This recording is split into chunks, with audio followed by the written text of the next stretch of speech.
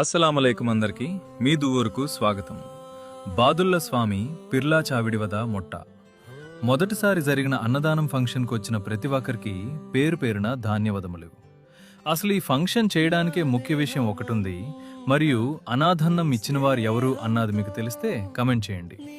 మొత్తంగా 4 భాగాలున్నాయో చూసేయండి.